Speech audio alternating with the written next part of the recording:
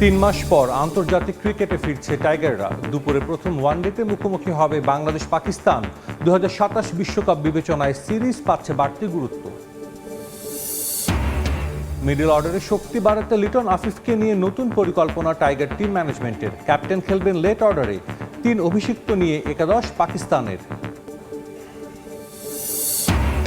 আবারও ক্রিকেট বোর্ডের অনিয়ম নিয়ে সোচ্চার সংগঠকরা। আর্থিক ব্যবস্থাপনায় অদক্ষ বিসিবি চলছে এফডিআর ভাঙিয়ে অভিযোগ লোকমানের। অ্যাডহক কমিটির দাবি জানালেন আলমগীর।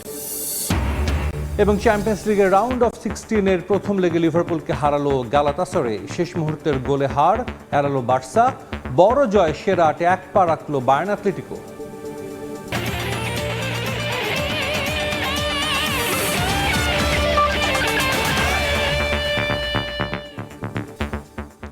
বিশ্বের নানা প্রান্তের খেলাধুলার খবর জানিয়ে দেব আমি সাজিদ মুস্তাহিদ। শুরুতেই ক্রিকেট। 3 মাসের বেশি সময় পর আন্তর্জাতিক ক্রিকেটে ফিরতে যাচ্ছে বাংলাদেশ। 2027 বিশ্বকাপের মূল পর্ব নিশ্চিতের প্রথম পরীক্ষা পাকিস্তানের বিপক্ষে। ব্যর্থ হলেও অধিনায়ক হিসেবে দল গোছাতে সময় চাইলেন মেহেদী হাসান মিরাজ। অন্যদিকে সফররতদের আত্মবিশ্বাস দিচ্ছে পাক ক্রিকেটারদের বিপিএল অভিজ্ঞতা।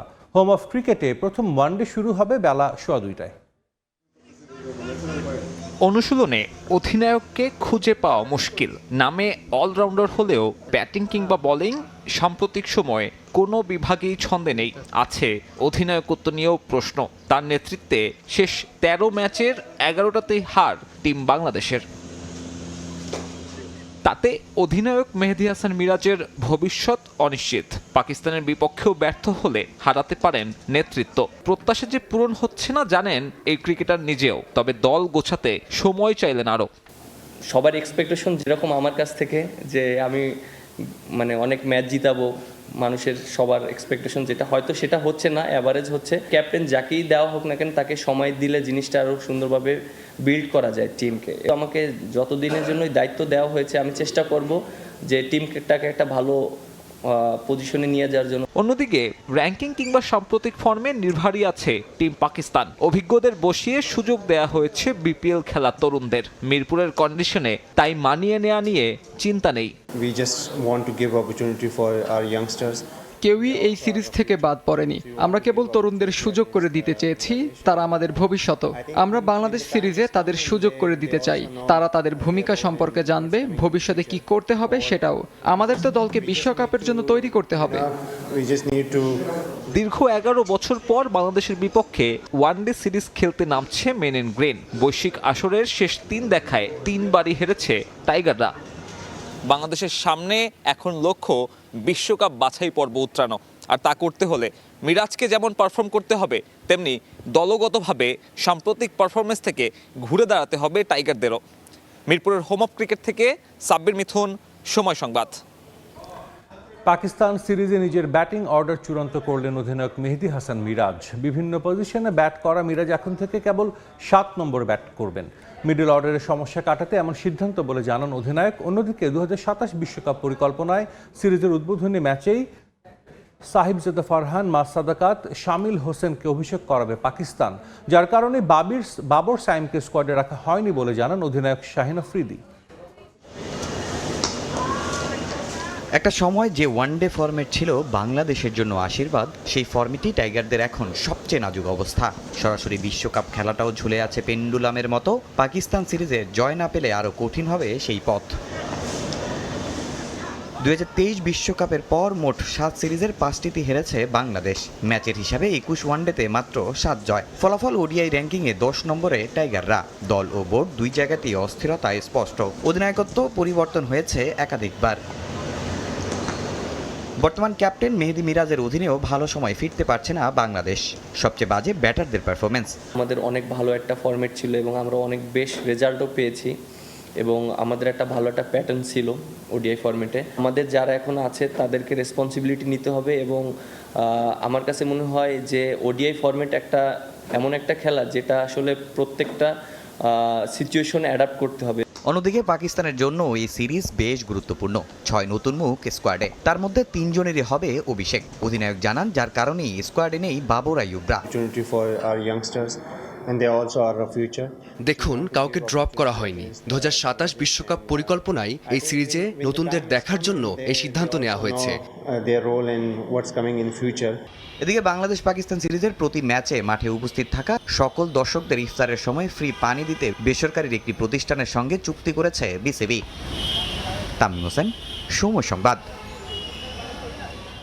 বর্তমান ক্রিকেট বোর্ড আর্থিক ব্যবস্থাপনায় অদক্ষ, এফডিআর ভেঙে ব্যয়ভার চালাচ্ছে, অপচয় করছে, এমন মন্তব্য করেছেন সাবেক পরিচালক লোকমান হোসেন ভূঁইয়া।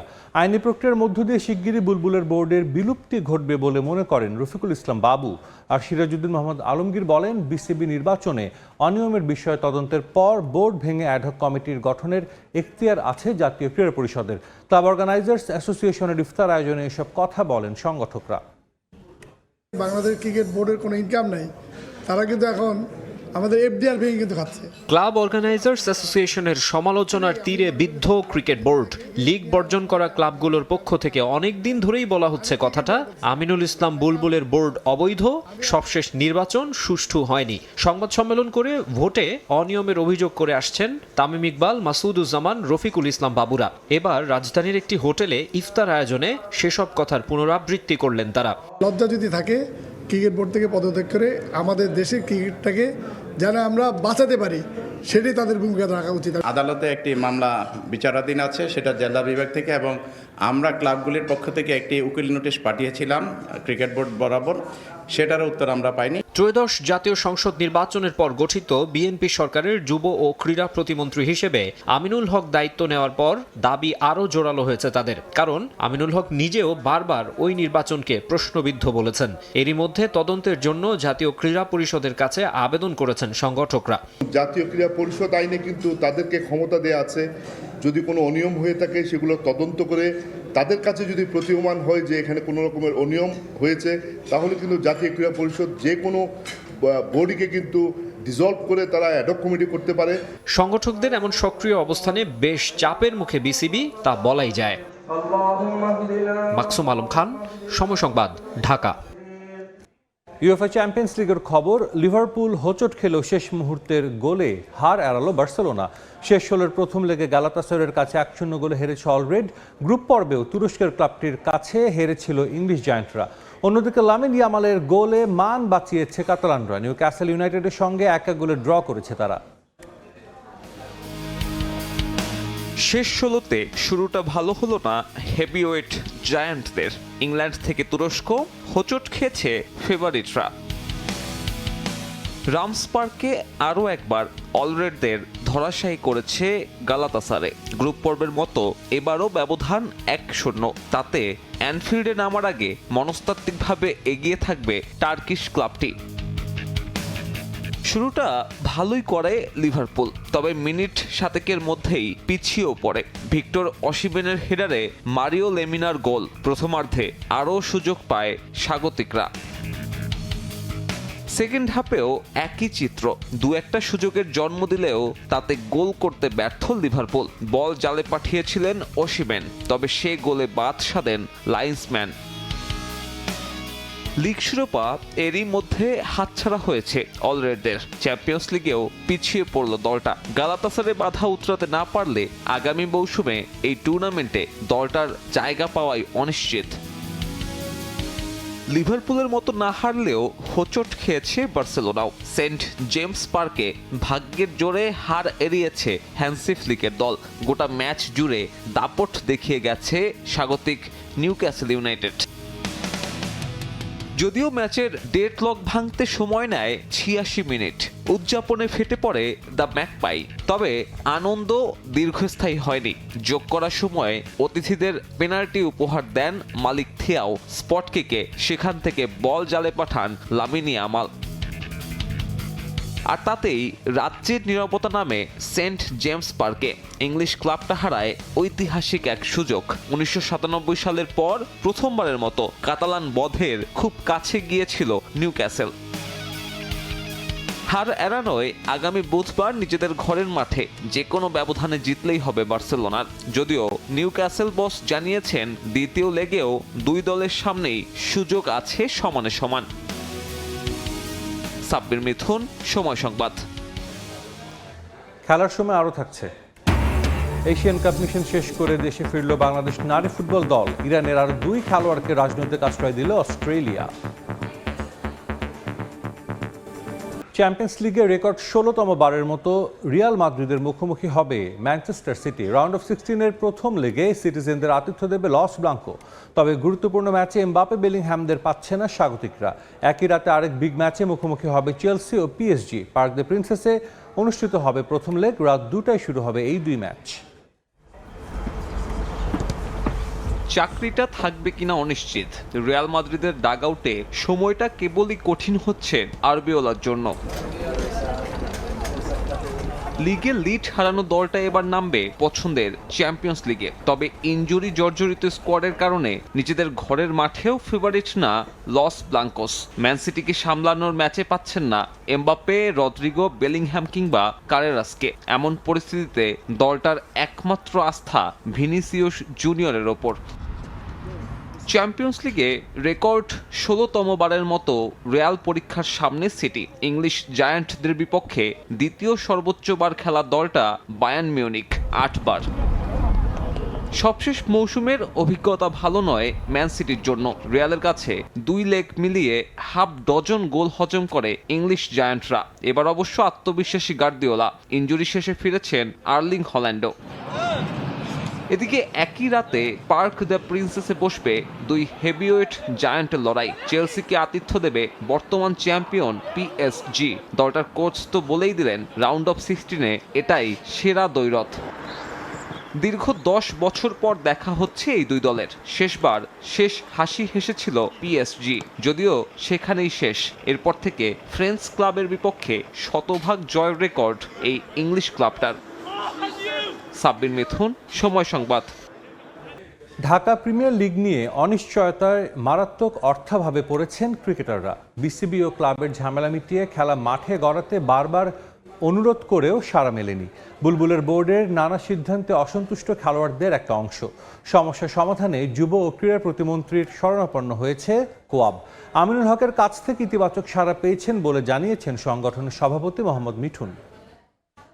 কোন বোর্ড আসলে খেলা হবে না হবে এইগুলা ডিসাইড করার জন্য আমাদের গভর্নমেন্ট আছে, আমাদের ক্রীড়া পরিষদ আছে। আমরা প্লেয়ার, আমরা মাঠের খেলা চাই, আমরা মাঠে খেলতে চাই। অচল অবস্থা কাটবে কবে? ক্রিকেট বোর্ড আর 50 ক্লাবের দ্বন্দ্বে একরকম স্থবির অবস্থা ঘরোয়া ক্রিকেটে। ঢাকা প্রিমিয়ার লিগ নিয়ে চূড়ান্ত অনিশ্চয়তা। প্রথম, দ্বিতীয় ও তৃতীয় বিভাগও বিঘ্নিত। অদম্য টি-20 কিংবা বিসিএল ওয়ানডের মতো বিসিবি আয়োজিত আসরে প্রথম সারির ক্রিকেটাররা খেলার সুযোগ পেলেও বাকিদের খবর রাখে কে? আর্থিক অনটনের কথা জানিয়েছেন অনেকেই। ন্যাশনাল টিমের প্লেয়ার থেকে শুরু করে 3rd ডিভিশন পর্যন্ত সবার একটাই ডিমান্ড এখন ঢাকা লিগের কি অবস্থা। ক্লাব এবং বিসিবির মধ্যে যে সমস্যাটা তৈরি হয়েছে, এই সমস্যাতে একমাত্র ক্ষতিগ্রস্ত হচ্ছে ক্রিকেটাররা। ইন্টারন্যাশনাল খেলা ছাড়া আমাদের ডোমেস্টিক কোনো খেলা নাই। আর যাও খেলা হচ্ছে ভাই নিজেদের মধ্যে নিজেদের, কোনো কম্পিটিটিভ টুর্নামেন্ট হচ্ছে না। তো নিজেদের খেলা আর কতদিন? আমাদের তো একটা কম্পিটিটিভ টুর্নামেন্ট খেলতে হবে। দ্রুত সমাধান করে মাঠের ক্রিকেট যেন আবার ফিরে আসে, আমরা সেটাই আশা করছি। এই বোর্ড থাকবে না কোন বোর্ড আসবে সেটা আমার সাবজেক্ট না। আমার সাবজেক্ট হচ্ছে খেলা হচ্ছে কিনা। ক্রিকেটারদের স্বার্থ সংশ্লিষ্ট বিষয় নিয়ে কাজ করা সংগঠন কোয়াব সভাপতি নির্বাচিত হয়ে মোহাম্মদ মিঠুন কথা দিয়েছিলেন সতীর্থদের স্বার্থ দেখবেন সবার আগে। আমিনুল ইসলাম বুলবুলের বোর্ডও সহযোগিতার আশ্বাস দিয়েছিল, কিন্তু নানা বিষয়ে বনিবনা হয়নি দুপক্ষের। লিগ নিয়ে কথাবার্তাও থেকে গেছে অমীমাংসিত। সমাধান খুঁজতে নতুন যুব ও ক্রীড়া প্রতিমন্ত্রীর দ্বারস্থ হয়েছে কোয়াব। ক্রীড়ামন্ত্রীর সঙ্গে দেখা করেছি, ওনাকে আমি ডিটেলস জিনিসগুলো আমি ওনার সঙ্গে আলোচনা করেছি। উনি আমাকে সেই প্রতিশ্রুতি দিয়েছেন যে উনি যেহেতু একজন প্লেয়ার ছিলেন, উনি প্লেয়ারদের কষ্টটা বুঝেন, প্লেয়াররা এবং ঢাকা লিগের গুরুত্বটা উনি খুব ভালোভাবে বুঝেন। উনি আমাকে আশ্বস্ত করেছেন উনি এই বিষয়টা যত দ্রুত সম্ভব সমাধান করবেন। যদিও বোর্ডের দাবি লিগের ব্যাপারে আন্তরিক, তারা উদ্দেশ্য প্রণোদিতভাবে ঝামেলা তৈরির চেষ্টা করছে একটি মহল। মাকসুম আলম খান, সময় সংবাদ, ঢাকা। এফসি নারী এশিয়ান কাপ মিশন শেষ করে গত রাতে দেশে ফিরেছে বাংলাদেশ নারী ফুটবল দল। এবার প্রথমবারের মতো উইমেন্স এশিয়ান কাপে খেলেছে ঋতুপর্ণারা। গ্রুপ পর্বের 3 ম্যাচেই হেরেছে পিটার বাট্টারের দল, তবে হারলেও নিজেদের মুনশিয়ানা দেখিয়েছে লাল সবুজের নারীরা। অস্ট্রেলিয়ার স্থানীয় সময় কাল সকাল 9:30টায় থাই এয়ারওয়েজের ফ্লাইটে বাংলাদেশ দল ব্যাংককের উদ্দেশ্যে রওনা হয়। ব্যাংকক হয়ে কাল রাত 12:50 ঢাকার হযরত শাহজালাল আন্তর্জাতিক বিমানবন্দরে পৌঁছান আফিদারা।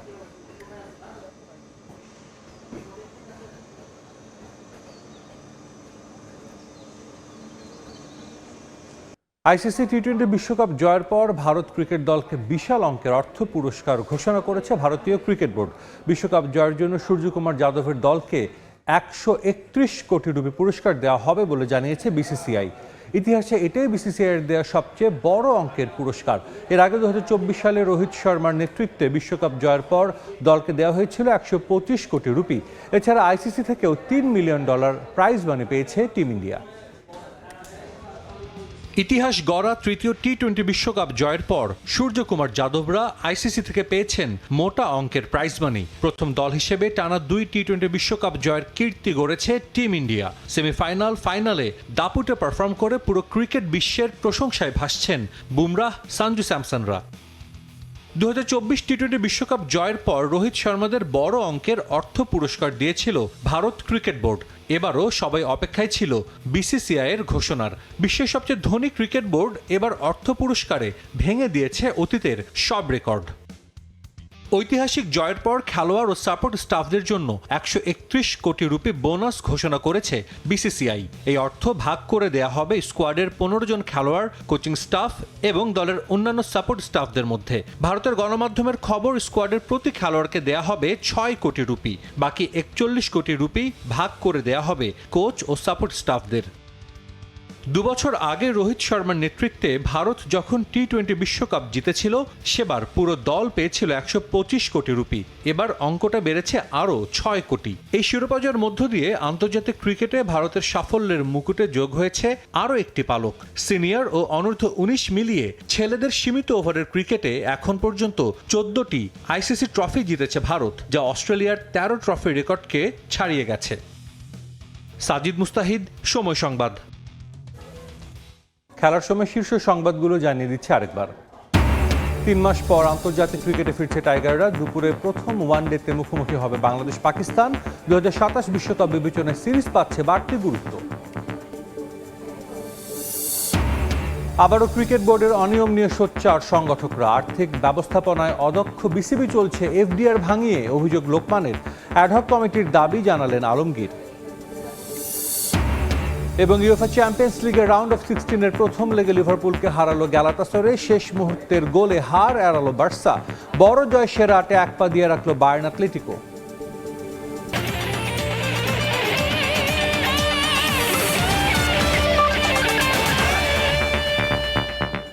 এই ছিল খেলার সময়। এরপর দুপুরের সময় সঙ্গে থাকবেন এমদাদুল হক। সাজিদ, আপনাকে ধন্যবাদ। দুপুরের সময় নিয়ে আসছি কিছুক্ষণ পর, সঙ্গে থাকুন সময়।